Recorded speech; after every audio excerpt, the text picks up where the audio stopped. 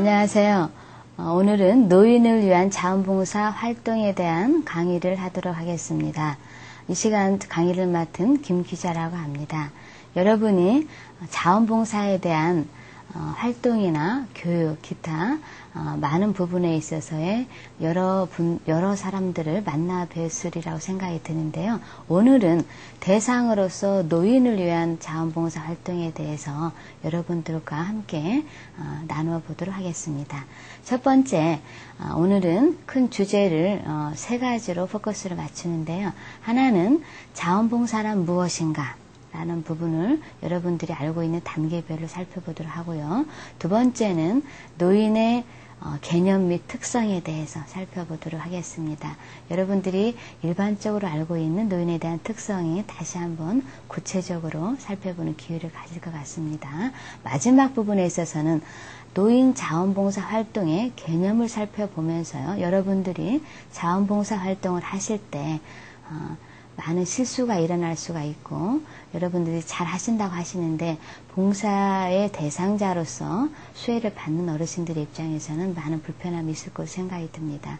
그래서 이런 부분에 있어서 여러분들이 봉사활동을 하실 때 준수해야 될 사항, 자원봉사자의 원칙, 또 기타 유의사항들에 대해서 함께 나누어 보도록 하겠습니다. 이어서 오늘 자원봉사란 무엇인가 첫 번째 주제의 부분을 살펴보는데요. 그 안에 첫 번째 개념으로서 자원봉사자 개념에 대한 부분을 나누어 보는데요. 여러분들이 많이 들어보셨겠지만 볼런티어라는 말을 들어보셨을 것을 생각이 듭니다. 이 볼런티어라는 부분이 여러분들이 이제 자유의 의지를 바탕으로 자원봉사에 여러분들이 하는 사람들이 있잖아요. 이런 사람들을 볼런티어라고 여러분들이 말을 한다는 것을 알고 계시면 좋겠고요. 두 번째는 자원봉사라고 하는 부분은 지속적이고 계속적으로 활동이 되어야 된다는 부분입니다. 혹시 여러분들이 학업에 있어서 점수를 획득하거나 이런 부분에 있어서 일시적으로 자원봉사를 하시게 되는데요. 특히 자원봉사는 적어도 6개월 이상의 지속적인 활동이 되시게 되어야만 우리 어르신들이 아마도 여러분들을 통해서 좀 더 혜택을 받으실 것으로 생각이 들고요. 또 하나는 계획적으로 활동을 하셔야 된다는 것입니다. 여러분들이 머릿속에나 몸과 마음이 실천을 하게 될 때 이 부분이 계획을 가지고 이 상대의 어르신들에 대해서 어떻게 봉사를 해야 될 것인가 라는 부분을 생각을 해주셨으면 좋겠습니다. 세 번째는 자원봉사는 내가 지역사회의 주인이라고 하는 그런 의식이 있어야 된다고 생각이 듭니다. 특히 이러한 기본적인 바탕에는 민주주의에 대한 여러분들의 시민의식이 싹이 트여야 된다는 생각을 하고 있는데요. 다시 말해서 여러분들이 하고 있는 이런 봉사활동은 국가나 사회에 큰 이바지가 된다라고 생각을 합니다. 그래서 이런 결과는 아울러서 자원봉사라고 하는 것은 우리가 보상을 바라지 않고 또 여러분들의 보상이라 하는 부분은 여러분들에게 뭐 교통비나 기타의 활동을 하고 있는 시간에 아르바이트비나 이런 부분이 없다라고 생각을 하시면 더 나을 거로 생각이 듭니다. 이런 바탕 위에서 여러분들이 하고 있는 그 자원봉사를 하고 있는 부분은 개인이나 사회를 위해서 다양한 그 행위의 봉사활동이라고 생각을 하시면 이해가 좀 빠르겠죠. 크게 두 번째를 말씀드리면 자원봉사의 필요성, 왜 자원봉사가 필요한지, 특히 오늘 살펴보는 노인을 위한 자원봉사 활동이 왜 여러분들에게 필요한지에 대한 부분을 설명하도록 하겠습니다. 첫 번째, 산업화와 도시화로 인해서 사회 구성원, 특히 노인들은 소외되고 고립되어서 사회 문제가 많이 양상이 되고 있습니다. 오늘날의 가정의 구조를 여러분들이 가장 잘 알 걸로 생각이 듭니다. 핵가족화와 특히 가족들의 직장 생활로 인해서 노인들은 홀로 있는 경우가 상당히 많다라고 보여지고요. 우리나라의 경우는 급속히 이런 부분에 있어서 노인에 대한 그 비율이 늘어나고 있죠. 최근 통계치를 보게 되면 전체 인구 대비 65세 이상의 노인이 10%에 육박을 하고 있다라고 생각을 하시면 엄청나게 많은 그 노인분들이 외롭게 살아가고 있다는 생각이 듭니다. 이런 부분에 있어서 자원봉사의 필요성이 요구되고 있다고 생각을 합니다. 작게는 이제 두 번째로 자원봉사는 정부가 혼자 가져가기에는 너무나 많은 예산이 든다고 생각을 하시면 좋겠습니다. 자원봉사는 아까 말씀드렸듯이 무상입니다. 보상이 없기 때문에 이 자원봉사의 인력을 우리가 그 급여의 값어치로 환산한다라면 어마어마한 그 액수가 될 거로 생각이 듭니다. 그래서 이러한 부분에 정부의 예산 절감의 효과를 가져온과 동시에 서로 간에 연대적인 책임감을 지어야 된다는 그런 개념도 이 안에 필요성으로 요구되지 않나라는 생각을 해봅니다. 이러한 그 자원봉사 활동의 필요성은 특히 이제 비정부적인 기관의 조직체들이 활동을 하게 됨으로 인해서 많은 도움을 주고 있다고 봅니다. 세 번째는 자원봉사 활동의 속성을 살펴보도록 하겠습니다. 자원봉사의 속성은 크게 네 가지로 나누어 볼 수 있는데요.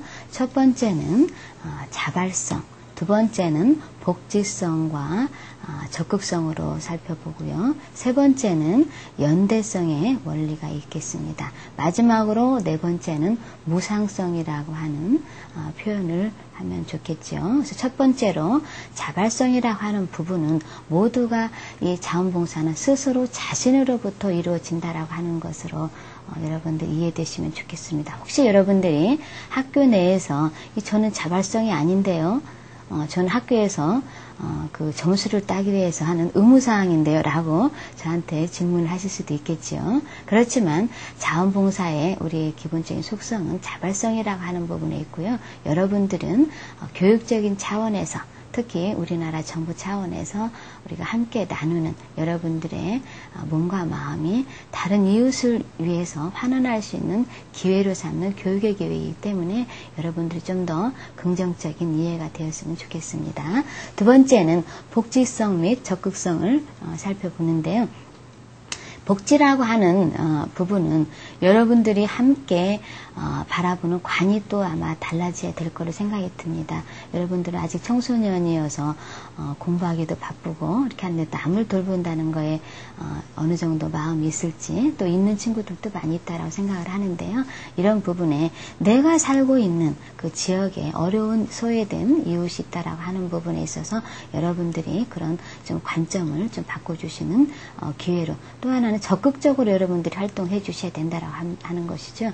이웃에서 식사를 못하고 있는 어르신이 계신다라고 했을 때 내가 어떻게 할 수 있을까? 나 혼자만 할 수 있는 일인가? 이런 부분만의 생각은 아니고요. 내가 그런 어르신들에 대해서 내 눈에 발견이 되었을 때에는 나 아닌 다른 사람의 원조를 여러분들이 구하시면 좋을 것 같죠. 이런 부분은 동사무소도 있고요. 기타 통반장도 있을 수 있고 또 사회복지관을 찾아가시면 사회복지사들이 또 함께 이 일을 도와줄 수가 있을 것입니다. 그렇게 여러분들이 하는 것도 이 하나의 복지라고 생각을 하시면 여러분들이 사회복지라는 부분을 어렵게 여러분들이 자원봉사라고 하는 부분을 힘들게 생각하지는 않을 거로 생각이 듭니다. 세 번째는 연대성입니다. 연대성은 내가 살고 있는 지역사회에 여러분들이 함께 더불어 사는 그 이웃을 생각하면서 함께 믿고 살아가는 것이라는 생각을 하면 좋겠습니다. 우리 이웃은 나 혼자 잘 사는 부분이 아니고 우리 이웃은 더불어 잘 사는 사회를 만들어가는 거가 우리 복지사회에 건설하는데 가장 큰 힘이 될 걸로 생각이 듭니다. 여러분들이 한 사람 한 사람이 이런 연대성의 원리를 가지고 서로가 책임을 지는 정신을 가지게 된다라고 하면 국가에서의 이렇게 체계적이고 조직적이고 하는 부분, 민간의 많은 부분이 이양이 되어서 좀 활성화를 이룰 것으로 생각이 듭니다. 마지막 네 번째는 무상성입니다. 자원봉사는 물질적인 보상이 이루어지지 않죠. 특히 여러분들이 자원봉사 활동을 다 하셔서 아시겠지만 자원봉사 활동을 하면서 아마 교통비를 받으신 분이 거의 없을 거로 생각이 들고요. 때로는 점심도 내가 사 드셔야 되는 경우도 많이 있을 거로 생각이 듭니다. 왜냐하면은 자원봉사는 그 기관에 여러분들을 통해서 일단은 피해를 끼치면 저는 안 된다고 생각을 하는 사람 중에 한 사람이고요. 식사조차도 그 시설의 기관에서의 그 어르신들이 혹시 활동을 하거나 생활을 하는 기반을 대고 있는 부분을 여러분들 자원봉사자가 그 부분을 어느 부분 가져간다라고 하는 부분은 또 조금 맞지 않을까라는 생각이 듭니다. 할 수 있으면 여러분들이 자원봉사 하실 때 교통비나 도시락이나 도시락이 아니어도 내가 점심은 내가 해결하는 이런 정신자세로 가져주신다고 하면은 여러분들이 아마 기관에서 선호받는 아마 청소년으로 자리를 잡을 거로 생각이 듭니다. 그렇게 이렇게 자원봉사 활동의 속성을 4가지로 살펴보았습니다. 특히 이제 여러분들이 지금 이 자료에서도 나오겠지만 자원봉사 활동의 필요성, 아까 이 전자에는 자원봉사의 필요성이 나왔죠. 이번에는 자원봉사 활동의 필요성. 자, 왜 이 활동이 필요한가라고 하는 부분을 함께 살펴보도록 하겠습니다. 자, 첫 번째는 여러분들이 자원봉사는 사후적인 부분이라고만 생각을 하면은 조금 어려울 것 같아요. 사전 예방도 사회복지는 상당히 중요합니다.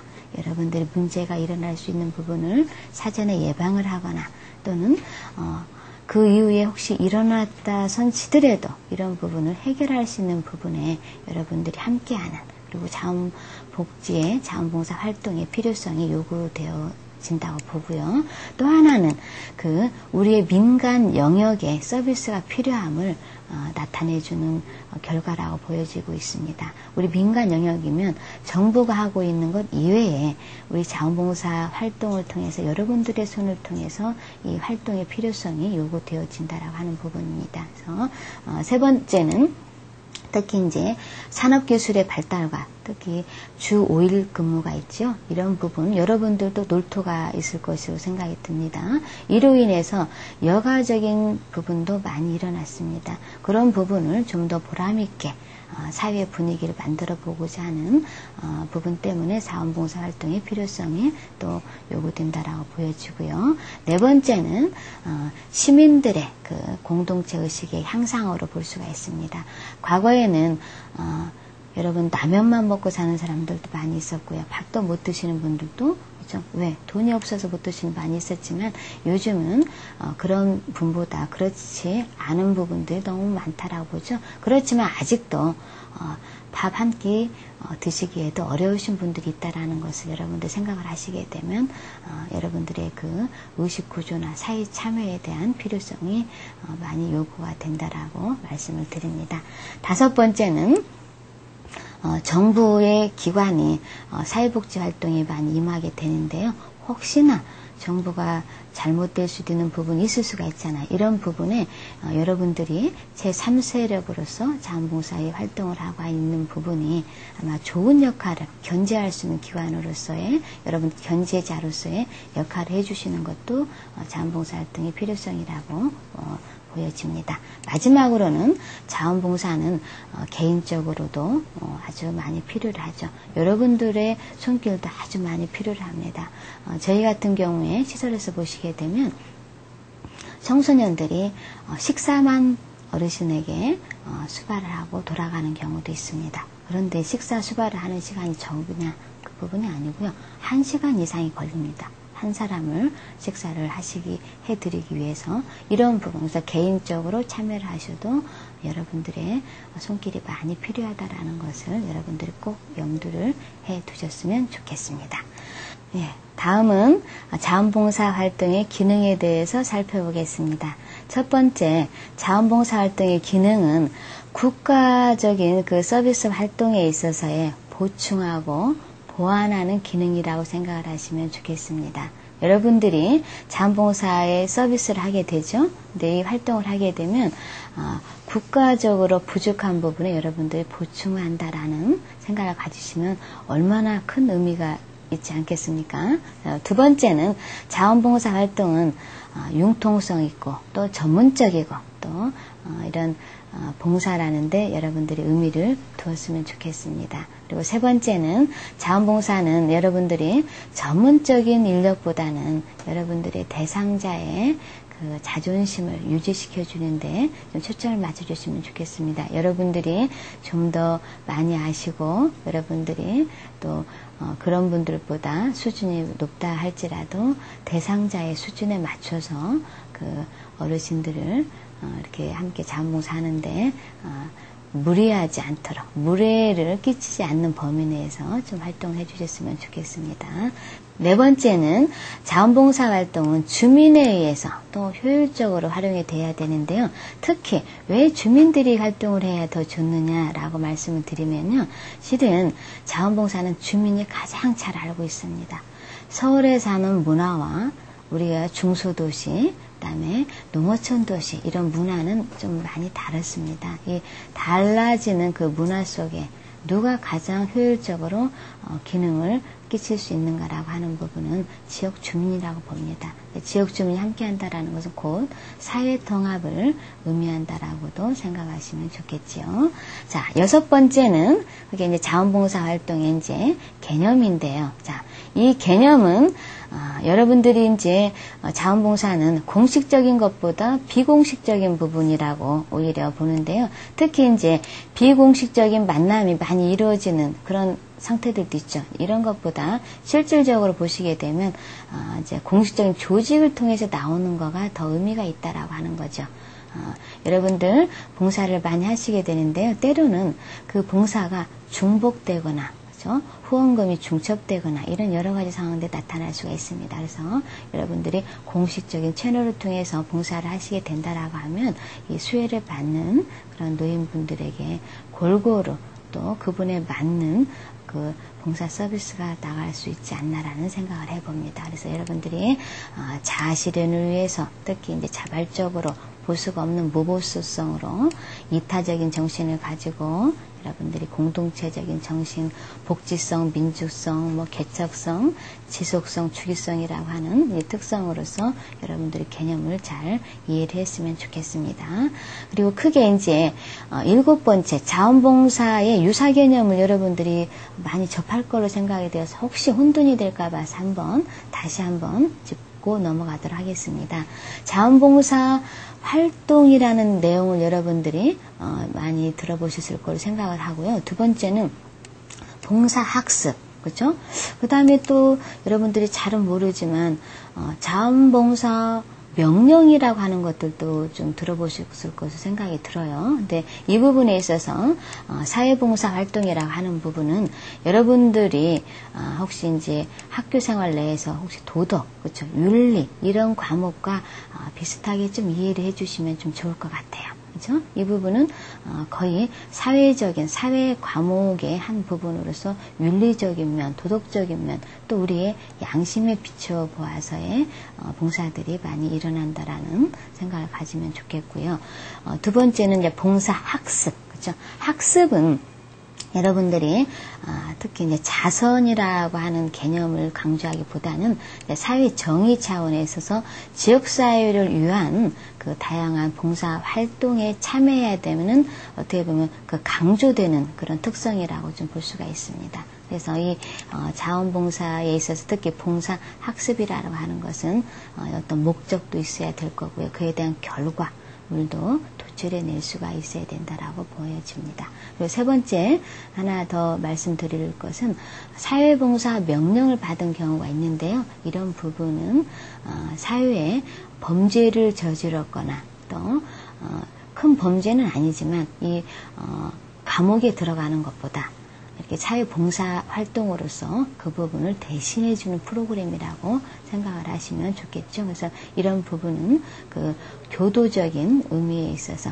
꼭 그 감옥에 들어가는 것보다 봉사 활동을 받아서 이수를 하게 되면 면제되는 그런 프로그램인데 참으로 이 부분은 좀 의미가 있다라고 생각을 합니다. 그래서 이런 부분에 교도소나 이런 구치소나 이런 부분이 죄수들로 꽉 차 있는 것보다 그분들을 사회에 다시 사회가 받아줄 수 있는 그런 개념을 좀 전환시키는 그런 계기가 되기도 하는 사회봉사 명령제도가 있다라는 것을 여러분들이 아시면 좋겠습니다. 그 다음에 이제 자원봉사 활동의 이제 효과를 살펴보는데요. 여러분들이 자원봉사 하는데 무슨 효과가 있을까라고 하는 부분으로 우리 시설에서도 청소년들이 물음을 던지는 경우가 있습니다. 그래서 그렇지 않고요. 여러분들이 하시는 자원봉사 활동은 국가 및 사회적인 측면에서와 또 본인 개인적인 측면에서의 아주 큰 기대치를 가져온다라고 볼 수 있습니다. 첫 번째, 국가 및 그 사회적인 측면에서 보게 되면 이 공공 서비스에서 대처하지 못하는 이런 부분의 그 복지 욕구를 여러분들의 손에 의해서 이렇게 자원을 기여한다라고 하는 부분은 굉장한 그 수혜 대상자뿐만 아니라 국가적으로 예산을 절감하는 효과가 있다라고 보여지고요. 두 번째, 개인 측면에서의 그 효과는 여러분들이 봉사활동을 통해서 아마도 자신을 돌아볼 수 있는 기회는 많을 것으로 생각이 듭니다. 이 자신을 돌아본다라고 하는 것은 내 삶의 방향의 지표가 변경되는 경우도 있을 거로 생각이 듭니다. 그래서 이러한 중요한 계기가 되고요. 특히 이제 여러분들이 더불어 사는 사회에 대한 부분에 긍정적인 그런 영향을 미치는 그런 계기가 될 거라 생각이 듭니다. 이제 큰 타이틀로서의 두 번째는 노인의 개념 및 특성에 대해서 살펴보겠습니다. 자, 노인의 개념을 첫 번째로 먼저 살펴보는데요. 여러분들이 노인 하면은 굉장히 머리가 하얗다, 나이가 들었다, 주름이 생긴다라고 하는 신체적인 부분으로 먼저 이해가 되면서 노인이라고 규정을 할 수도 있겠지만은요, 여러 학자들마다, 나라마다 그 문화적인 차이에서 좀 다르게 나타나는데요. 특히 이제 노인에 대한 개념은 국가의 경제적인 것, 문화적인 이런 관습에 따라서 특히 또 그 시대적인 요청에 따라서 좀 차이가 있고요. 그 다음에 정신 연령이라고 하는 부분이 있죠. 생리적인 연령에 따라서 좀 달라지는 부분이 있습니다. 그래서 노인의 개념에 대한 부분이 있는데 한번 간단히 살펴보면 우리가 여러분들 이제 외상으로 알 수 있듯이 무엇을 알 수 있느냐? 생리적, 생물학적 측면에서 퇴학이 있는 사람, 그죠? 여러분들이 외상으로 보시면 하얀 머리, 주름, 그죠? 허리가 굽었다라고 하는 것으로 느껴질 수가 있을 거예요. 이제 그런 부분이 되는데 실질적으로 지금은 노인이라고 하는 부분을 잘 알 수가 없어요. 저도요, 노인이라고 하는 어르신들을 보게 되면 연령대가 알 수 없는 것은 요즘은 보톡스 이런 그 얼굴의 모양이 좀 달라지고요. 하얀 머리를 검은 머리를 바꿔놓고요. 화장을 하시고 또 남성 어르신들도 많은 부분에서 몸 관리를 하시고 해서 80대가 되어도 60대처럼 보이시는 그런 어르신들도 다수가 있기 때문에 잘못하면 실수하시는 경향이 많이 있다라고 보여집니다. 그래서 이렇게 생물학적인 부분에 있어서 또 하나는 심리적인 면에서 혹시 이제 정신적인 성격 이런 부분은 좀 변화되고 있는 부분 느낄 수가 있을 거고요. 그 다음에 사회적인 측면에서 과거에 지녔던 지위들이 다 일단은 상실이 되었죠. 이제 다 젊은 세대로 이제 이관이 되었기 때문에 그로 인해서 좀 어려움을 겪는 사람들을 노인이라고 한다라고 하는 그런 학자들의 말씀도 있다라고 보면서 이제 우리는 생리적, 심리적, 그 다음에 사회적인 연령에 따라서 특히 이제 대체로 60세 이상을 노인이라고 규정을 하는 것으로 이해를 하면서 오늘의 내용을 살펴보도록 하겠습니다. 자, 신체적 생리적인 특성도 이제 있게 되는데 아까 말씀드렸듯이 여러분들 가장 쉽게 이해될 수 있는 부분이 이제 신체적 생리적인 특징이죠. 외상으로 보여질 수가 있기 때문에요. 그래서 여러분들 노인은 골다공증이라고 하는 부분도 있어요. 여러분들이 이렇게 순간에 약간만 치여도 어떻게 골다공증으로 인해서 골절이 되는 경우, 이것은 수시로 일어날 수 있는 경우도 많이 있죠. 여러분들이 제가의 대상자로서 노인을 살펴볼 때 이런 부분에 좀 유의를 하셔야 되겠습니다. 그 다음에 심리적인 특성. 이 심리적인 특성은요, 대부분의 어르신들이 경제적인 부분이 가장 어려워하는 부분으로 나타나고 있어요. 실은 현재의 노인 세대는, 우리나라의 노인 세대는 자신의 노후를 준비하지 못한 세대이지요. 그로 인해서 용돈이나 기타 살아갈 수 있는 최소의 그런 비용이 없다라는 부분이 있고요. 그 다음에 이제 개인이 나이가 많이 있기 때문에 대접을 받으려고 하는 그런 욕구가 심리적으로 있다라는 것을 여러분들 이해를 하셔야 됩니다. 혹시 지하철에서도 여러분들이 혹시 자리를 앉고 있는 경우 어르신들이 어떻게 호통을 치는 경우도 가끔 저도 목격을 하게 되는데요. 이런 부분은 연장자로서 대접을 받고 싶어라는 욕구가 기본적으로 가지고 있기 때문에 여러분들이 이런 특성을 이해를 하시면 오히려 그분들의 심리를 잘 이해할 수 있는 그런 계기도 되지 않을까라는 생각을 해봅니다. 세 번째는 이제 사회적인 특성이 있게 되겠습니다. 사회적인 특성은 과거에 지녔던 그런 모든 부분은 거의 다 물림을 해주었죠. 사회적인 지위, 그렇죠. 역할, 가정에서도 그런 부분이 있죠. 이로 인해서 이제 스스로 갖는 개인적인 고통들이 있다라는 것을 여러분들이 아셨으면 좋겠어요. 그래서 여러분들이 좀 더 대접해드리고 하는 어르신들의 이런 특성 이해를 하시면 좀 더 여러분들이 불편함을 끼치지 않는 예방할 수 있는 그런 청소년으로서 아마도 노력을 하지 않을까라는 생각을 해봅니다. 그다음에 기타 노인의 특성의 변화가 있는데요. 과거에 여러분들 그 할아버지를 보셨을 때 과거에 굉장히 외향적이셨죠? 그런데 나이가 드시면서 내향적으로 많이 바뀔 겁니다. 자, 이런 부분은 여성들은 오히려 외향적으로 이제 바뀌게 되는 부분이 호르몬의 문제도 있기도 하지만 이제 이런 부분의 역할이나 아까 심리적인 부분에 그런 약화를 가져와서 이런 결과가 있지 않나라는 생각이 들고요. 과거에 적극적이셨다라고 하면 노인이 되시면 수동적으로 좀 변하는 가져오는 경우도 있다라는 것을 아시고요. 또 하나는 조심성과 경직성도 증가됩니다. 이렇게 눈이 오게 되면 여러분들은 밖으로 많이 나가시죠. 근데 노인이 되시면 움츠려 듭니다. 나가지를 않습니다. 아예 이런 부분은 스스로 조심하게 되는 조심성이 매사에 이렇게 돌도 두드리는 그런 경향성이 많이 있게 되고요. 경직해지는 그런 현상들도 많이 있습니다. 그래서 과거에 찾아볼 수 없는 우리 할아버지 할머니가 되셨다라고 하는 것들도 이러한 특성의 변화 때문에 일어나는 경우가 있겠죠. 그다음에 이제 우울증이 이제 높아지는 경향이 있습니다. 노인들은 우울해져요. 예를 들어서 눈이 내리면 우리 같이 이렇게 뛰어서 좋아하는 이런 부분보다는 슬픔, 그렇죠? 서글픔, 낙엽이 떨어지면 눈물이 주르르 흐르고 하는 것들이 여러분 청소년기에만 나타나는 부분이 아니고요. 노인들도 이런 우울증의 현상들이 있다라고 보시면 좋겠죠. 이런 부분에 여러분들이 말벗 서비스 등을 해주시면 좋겠고요. 그다음에 이제 과거에 대한 회상이 많이 증가되고 있어요. 그렇죠? 보통 어르신들은 하루의 일과의 많은 부분이 뭐예요? 개인의 활동이 축소되어 있죠. 이로 인해서 아까 같이 그 과거를 회상하는 그런 경우에 현재 여러분들과 맞지 않는 세대 차이를 느끼는 경우들도 이런 부분 때문에 나타나겠죠. 그다음에 이제 친숙한 물건에 대해 애착이 있어요. 노인들의 물건을 여러분들 봉사 나가셔서 함부로 버리시면 절대 안 됩니다. 노인은 자기가 가장 애착하는 물건이 있고요. 버리지 않는 습성들이 있습니다. 이런 습성을 이해하셔야지 여러분들이 깔끔하게 깨끗하게 치워졌다고 좋아하시면 절대 안 된다는 말씀을 드리고요. 그다음에 의존성이 많이 증가되어 있기 때문에 여러분들이 이렇게 귀하게 우리 어르신들을 이렇게 봉사활동에 임해주셨으면 좋겠습니다. 세 번째 큰 타이틀로 자원봉사활동의 개념을 살펴보는데요.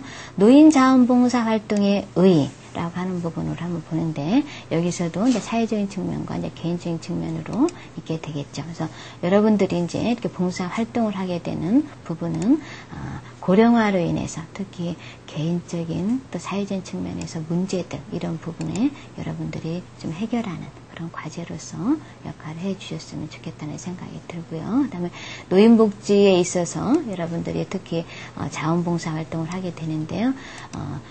소득, 질병, 역할 상실 등이 그들에게는 많이 있습니다.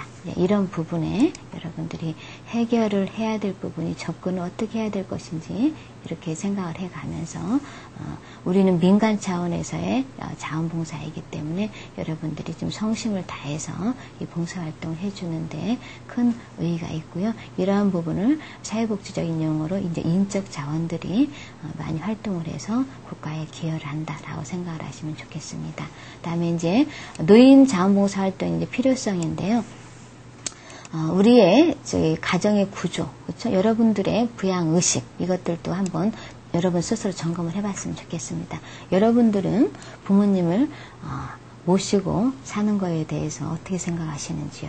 100% 내가 모시고 살 것이라고 생각을 하시는지, 아니면 내가 직장을 두지 못하기 때문에 내가 모시지 못한다고 하실지, 여러 가지 의견들이 있을 거라고 생각을 하지만, 우리나라의 과거의 부양의식이 현재는 많이 약화되어 있다라고 생각을 하시면 좋겠습니다. 이런 약화된 배경에는 아까 말씀드렸듯이 단독 가구, 홀로 사는 그런 가구도 많아지고, 직장을 찾아서 부모님이 떠나는 경우도 많이 생길 수 있고요.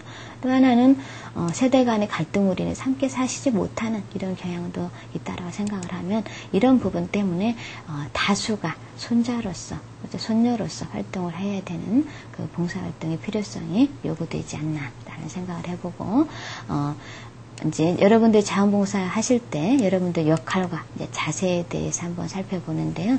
자, 여러분들이 이제 자원봉사 활동을 할 때 좀 고려해야 될 부분들이 있습니다. 이 부분은 여러분들이 한번 우선적으로 무엇을 한번 고려해야 될 것인가. 첫 번째는 도움을 받아야 될 노인의 실태가 어떠한가라고 하는 부분을 아셔야 됩니다. 이 부분은 기관으로부터 정보를 좀 제공을 받으면 좋겠지요.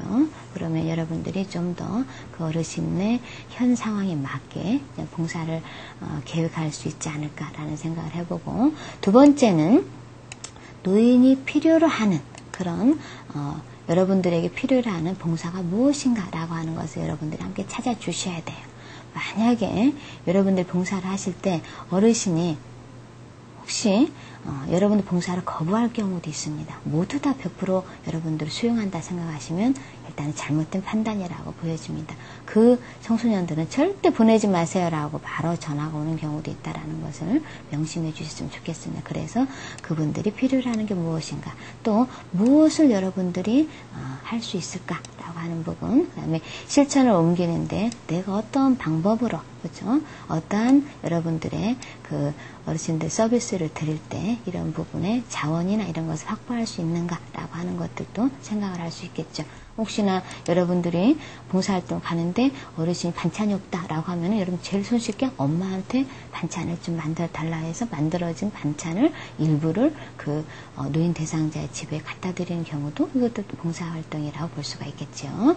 자, 이번에는 노인을 위한 자원봉사 활동 프로그램의 종류에 대해서 살펴보도록 하겠습니다. 첫 번째는 그 자립 기능을 향상을 위한 목표를 세우는 부분이 하나가 있을 것 같고요. 두 번째는 사회적인 지지를 위한 그 목표로 두 가지를 세우면서 한번 가게 되는데, 그 자립에 대한 기능을 향상하기 위한 그 체계를 보시게 되면 심리적 지지, 그다음에 사회성 증진을 위한 거, 그다음에 생활 안정을 위한 그 체계 중에서 우리가 심리적인 부분에 있어서는 정서적인 서비스가 우리가 봉사활동 프로그램 종류에 들어가겠죠. 이것은 가장 손쉽게 여러분들이 어르신들에게 다가갈 수 있는 프로그램입니다. 왜냐하면 생활상담, 그 다음에 어르신들에 대한 안부전화 걸어드리기, 그 다음에 말벗 서비스 해드리는 거, 그 다음에 이제 어르신들에게 편지도 써드리는 거, 책도 읽어드리는 거, 이런 것 등등이 이런 지금 심리적 지지를 위한 그런 서비스가 되겠고요. 두 번째는 사회성 증진을 위해서 이제 어떤 우리의 분야별 그 봉사활동이 있는지 보면은 교육 서비스, 여러분들이 어르신들에게 그 한글을 가르쳐 드리거나 기타 영어도 가르쳐 드려도 좋고요. 노인 그 사회교육 분야에 있는 많은 부분에 보조를 해주면 좋겠다는 생각이 들고요. 두 번째는 사회적인 지원 서비스로서 어르신들의 외출을 동행한달까, 아니면 기타 행정 서류, 그렇죠? 이런 것들 떼어드리는 역할을 할 수도 있고요. 그다음에 치매 어르신들에 대해서 사회 적응도 좀 도와드리면 좋겠다는 생각이 듭니다. 그다음에 이제 취업도 지원해 주는데, 여러분들이 서비스에서는 여러분 직접적으로 취업 서비스는 지원하기 좀 어려울 수도 있겠죠. 그렇지만 그 대상자인 어르신을 찾아낼 수는 있겠죠. 그래서 발굴이라고 하는 부분인데요. 발굴하시게 되면 기관에 꼭 연락을 해주시면 좋겠다는 생각이 듭니다. 그다음에 이제 생활 및 가사 지원 서비스가 있는데요. 여러분들이 이 부분도 여러분들의 건강한 신체를 활용해서 잘 하실 수가 있겠죠. 어르신들의 노인 환경을 여러분들 잘 정리해드리고, 그다음에 시장도 봐드리고 청소도 해드리고 잔심부름 같은 경우 세탁도 해드릴 수가 있고요. 기타 목욕은 혹시 여러분들이 전문성을 이용하기 때문에 좀 어려울 수도 있겠지만 이런 부분도 함께 협조할 수 있는 그 자원봉사활동 프로그램에 종류에 속한다라는 부분을 아셨으면 좋겠습니다. 그 다음에 이제 의료 및 우리가 건강 지원 서비스라는 게 있어요. 이때 보게 되면 이제 우리가 건강 강좌들도 있는데 강좌를 하는 곳에 어르신을 모시고 하는 경우도 또 여러분들 프로그램의 한 서비스 종류가 되겠고요. 안마해 드리는 거, 기타 어르신 약 복용을 잘 하시는지, 또 어르신 그 신체적인 수발도 좀 해드릴 수가 있겠죠. 그 다음에 어르신들의 개인위생, 그렇죠. 깨끗하게 세수도 하셨는지, 기타 맥박이나 체온이나 기타 이런 측정들은 도구들을 통해서 자연적으로 할 수 있는 것들이 되겠습니다. 그 다음에 이제 사회적 지지를 목표로 하는 자원봉사 프로그램 종류에는요, 우리 같은 그런 생활을 지원하는, 또 시설을 지원하는, 또 환경을 지원하는 것들도 있겠죠. 이때 이제 무위탁의 어르신들에 대한 장애에 대한 그런 부분을 수발해 드리는 거, 그 다음에 업무를 보조해 드리는 거, 이런 부분은 시설에 오셔서 기관에서 이런 업무 보조는 있을 수 있겠죠. 그 다음에 이제 장비 부분에 있어서도 여러분들이 이제 노인복지기관이나 시설들에서 화단도 만들 수 있고, 보일러 이런 부분에 청소도 해드릴 수 있고, 휠체어 등 이런 장비들도 수리하는 함께 협조를 할 수가 있겠다는 생각이 듭니다. 그 다음에 이제 방문 활동이라는 부분이 있는데, 여러분들이 가정을 방문해서 위로의 공연이나 시설에 방문해서 공연 등 집에서는 아까 다른 기타 서비스들이 있다라고 생각을 합니다. 그 다음에 이제 사회 환경에 있어서 조사를 한다라고 보면 출판물이나 이제 생활물품, 노인 욕구 조사 등에 대해서 여러분들 협조할 수 있겠죠. 자, 그 다음에 이제 우리가 노인을 위한 자원봉사 활동 기술에 대해서 한번 살펴보도록 하는데요. 어떤 기술이 있을까라고 하는 부분으로 여러분들이 궁금증도 있겠고 하겠지만 일단 세 가지를 한번 나눠보았어요. 첫 번째는 노인을 위한 운동 방법에 대해서 여러분들이 기술을 펼칠 수가 있다라고 보여집니다. 노인은 아까 말씀드렸듯이 골다공증이 많이 있다겠죠. 그래서 과도한 운동을 하게 하거나 기타의 어르신의 몸을 함부로 다루거나 하게 되면 위험한 요소들, 특히 골절 등이 일어날 수가 있어요. 그러면 잘못되게 되면 사망에 이르는 경우까지도 생긴다고 여러분들 아셨으면 좋겠습니다. 그래서 노인을 위한 자원봉사에 있어서 여러분들 할 수 있는 기술이 그 운동법에 있어서는 맨손을 이용하는 거, 여러분들 어르신들이 가지고 있는 그냥 그대로 발, 그렇죠? 이런 부분에 운동 기법을 자연스럽게 여러분들이 연출해 주시면 좋을 것 같고요. 안마나 기타 어르신들 모든 그 관리를 해주시는데 근육을 지나치게 여러분들이 이렇게 잡아당기거나 이렇게 하시면 또 안 되고요. 아무튼 어르신과 대화를 통해서 이 운동법은 좀 진행을 해야 될 거 생각이 듭니다. 두 번째는 이제 일상생활 동작에서 간호법인데요. 여러분들이 간호법은 잘 시행을 할 수가 있을 거예요. 어르신들이 혹시 어떤 불편한 점이 있는지에 대해서 보게 되면 여러분들이 그냥 어르신 이마를 만져보면 뜨겁다라고 하면 그걸로만 진단할 수가 없잖아요. 그럴 때는 여러분들이 어르신 체온을 잴 수 있는 그런 도구가 다 있으니까 재보시면 온도가 어떻게 나가고 체온이 어떻게 되고 기타의 혈압이나 맥박이 어느 정도에 뛰고 있는지 등도 가볍게 살펴볼 수가 있겠죠. 그런 그 간호를 쉽게 할 수 있다라는 부분을 말씀드립니다. 그 다음에 세 번째는 치매 노인의 케어 요령에 대해서 말씀드리는데요.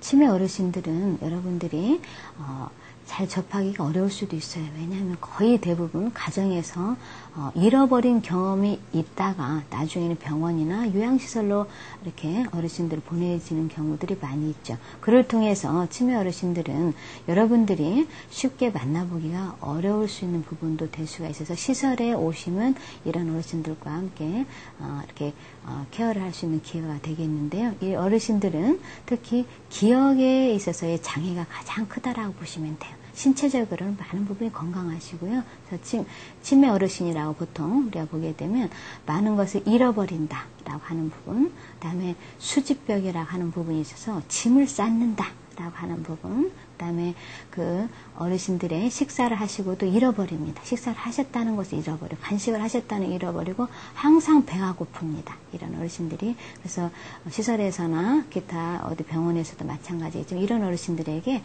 밥을 안 줬냐? 라고 물어보시는 경우가 있는데, 그런 경우는 없고요. 어르신이 기억에 장애가 생겨서 일어나는 현상이다라는 것을 기억해 주시면 좋을 것 같아요. 그러면 대화법에 있어서 여러분들이 그 케어 요령을 한번 보시게 되면 대화를 하실 때도 마찬가지로 단답형, 짧게, 분명하게 말씀을 드려야 됩니다. 길게 하시면 앞에 문항을 다 잃어버립니다.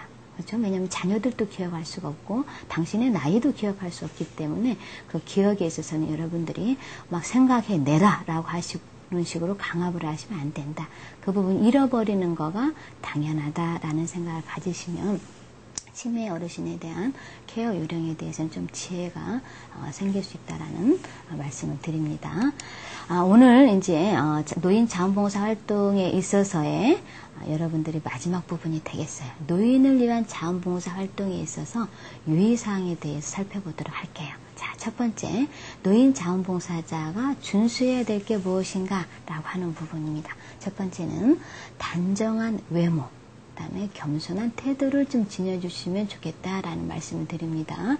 이 단정한 외모는 여러분들과 어르신 사이에서 보시면 상당한 세대 차이가 일어난다라고 보는 거죠. 여러분들은 여러분들 즐겨 입는 찢어진 청바지를 굉장히 즐겨할 수 있는데요. 이런 시설에 오시게 되면 노인들이 그거 다 꼬매주라고 해요. 그리고 밥 먹여서 보내라고 합니다. 왜? 거지로 생각이 드는 거죠. 이렇게 세대 간의 그 정신적인 차이도 있고 그 어르신들의 그 생활상에서는 상상하지 못한 부분이죠. 왜냐하면 가난한 사람만 그렇게 되어도 꼬매 입으면 되는 건데 여러분들이 그 현행에 유행되는 부분 어르신들이 인식하지 못한다는 점을 꼭 기억해 주시기 바라고요. 그 다음에 태도도 겸손해야 돼요. 그리고 언어도 공손하게 사용을 해야 돼요. 여러분들 좀 더 낮은 자세로 어르신들을 좀 보살폈으면 좋겠다라고 보고요. 두 번째는 노인의 관심사에서부터 여러분들 시작을 해줬으면 좋겠습니다. 어르신들은 관심, 내가 필요한 욕구가 먼저 있습니다. 이런 욕구를 여러분들이 잘 아셔서 그 부분부터 해결해드리는 봉사활동에 임해주셨으면 좋겠다라는 말씀을 드립니다. 세 번째는 이제 이 욕구에 따라서 봉사를 하게 되는데 이 시작도 그 어르신들의 관심사, 봉사에 대한 부분도 어르신들의 욕구에 따라서 여러분들 진행하는 부분은 쉬울 수 있을 거로 생각이 드는데 상당히 어려운 부분들도 있다라는 것을 여러분들이 꼭 명심해야 될 부분이다라는 것을 아셨으면 좋겠습니다. 그 다음에 이제 노인과 우리가 봉사를 하게 될 때 꼭 합의하에 여러분들이 계획을 세워야 된다라는 말씀을 드립니다. 내가 일방통행처럼 일방적으로 하시게 되면 좀 어렵다라는 말씀을 드립니다. 이 부분은 여러분들이 계획을 세울 때 이러이러한 부분에 대해서 어르신 제가 봉사활동 하는데 어떻습니까? 라고 질문하시게 되면 상대방의 그 반응이 나오는 것을 보시면서 서로 조정을 하는 게 좋겠다라는 말씀을 드리고요. 그 다음에 이제 약속은 꼭 지켜주셔야 됩니다. 그리고 약속을 꼭 지킨다는 부분 여러분이 쉽게 내일 오겠습니다 라고 하시면 내일 날짜에 기다립니다. 2주 후에 오겠습니다. 2주의 날짜에 빨간 거를 쳐서 여러분들이 오는 날 기다릴 수가 있기 때문에 이렇게 쉽게 하시지 마시고 꼭 지킬 수 있는 약속만 해달라라는 말씀과 아울러서 비밀 보장, 어르신들이 여러분들이 편안해지시면 기타 말씀을 하지 않아야 될 부분까지 말씀해 주시는 경우가 있는데 이런 부분을 나가셔서 막 말씀하시면 절대 안 된다는 말씀을 드리고요. 여러분들이 혹시 만에 하나 봉사를 하시게 되다가 그렇죠? 종결해야 될 사항이 생길 수가 있습니다. 이럴 때는 여러분들이 그 어르신에게 미리 사전 잘 양해를 구하고 기관에도 잘 양해를 구해서 아름다운 종결이 될 수 있도록 부탁을 드리겠습니다. 자, 그러면 이제 노인을 위한 자원봉사의 원칙을 살펴보는데요. 노인에 대한 여러분들이 존엄성, 그렇죠? 사람은 존엄을 받을 권리가 있습니다. 그리고 우리 어르신들도 그런 존엄성을 받아야 될 그런 권리가 있다는 생각을 가지시고 어르신들의 개성을 존중해 주었으면 좋겠다라고 하는 말씀과 아울러서 어르신들의 개별성을 좀 인정해 달라라는 말씀을 드립니다. 그 다음에 이제 노인은 문제 해결을 스스로 할 수 있다라고 생각을 하면서 여러분들이 자원봉사활동을 가지시는 게 좋겠죠. 이 부분은 어르신들이 결정을 할 수 있도록 여러분들이 기다려달라라는 말씀을 드립니다. 그 다음에 이제 우리 어르신들은 복지적인 혜택도 받을 권리가 있다. 그럼 우리는 그 부분을 해드릴 수 있는 의무가 또 있다. 책임을 가지고 있다라는 생각을 가지시면서 그 문제 해결에 여러분들이 최선을 다할 수 있도록 노력을 해주셨으면 좋겠습니다. 그 다음에 이제 노인을 도울 때는 신체적으로, 심리적으로, 지적으로, 사회적으로 영적인 부분까지도 여러분들이 고려해서 전반적인 지원 체계를 마련했으면 좋겠습니다. 마지막으로 살펴볼 부분에 있어서는 자원봉사할 때 마음가짐입니다. 이 마음가짐 살펴보면 여러분들이 쉽게 시작하고 쉽게 그만두는 일은 좀 없도록 끝까지 책임을 잘 질 수 있도록 해주시고요. 최소 6개월 이상은 좀 해주셔야 되지 않나라는 생각이 듭니다. 여러분들 자원봉사할 때 교육하고 훈련하고 배치하고 하는데 기관에서 행정력인 부분도 들어가고 활동하는 대상자도 사람이 바뀌는 게 그리 좋지가 않거든요. 이런 부분에 생각을 해주신다면 여러분들이 아마 끝까지 책임지는 정신을 가질 거로 생각이 들고요. 항상 기쁜 마음, 그 다음에 겸손한 태도로 상대방의 입장을 존중하는 그런 자세를 가졌으면 좋겠습니다. 마지막으로는 혹시 여러분들 봉사하실 때 내 개인적인 편견이나 아집 같은 경우가 있을 수 있는데요. 이런 부분은 봉사를 하실 때 좀 배제를 해주시고 적극적인 자세로 최선을 다하는 그런 모습들을 보여주셨으면 좋겠습니다. 자, 이상으로 노인을 위한 자원봉사 활동에 대한 부분을 마무리하는데 한번 오늘 살펴본 부분 한번 점검을 하면서 보겠는데요. 자, 오늘 자원봉사란 무엇인가 라고 하는 부분으로 여러분들이 보셨죠. 그래서 자원봉사란 무엇이고 자원봉사자 활동이란 무엇이고 왜 필요한지 이런 거에 대해서 한번 살펴보셨는데 다시 한번 여러분들이 반복하는 그런 자세를 가졌으면 좋겠고요. 두 번째는 노인의 개념 및 특성에 대해 살펴보았죠. 노인은 60세 이상을 정해야 한다 라고 말씀을 드렸죠. 특성은 심리적으로 신체적으로 정서적으로 사회적으로 다른 특성들을 가지기 때문에 여러분들이 노인의 특성을 이해하면서 자원봉사를 하게 되면 좀 더 대상자에게 유익을 끼치지 않을까라는 생각이 들고요. 마지막으로 자원봉사 활동의 개념에서 여러분들이 자원봉사할 때 유의사항, 준수사항, 그 다음에 마음가짐을 살펴보았는데 이러한 여러분들이 개념들을 잘 이해를 하셔서 자원봉사 활동을 하는데 좋은 결과를 미쳤으면 좋겠습니다. 감사합니다.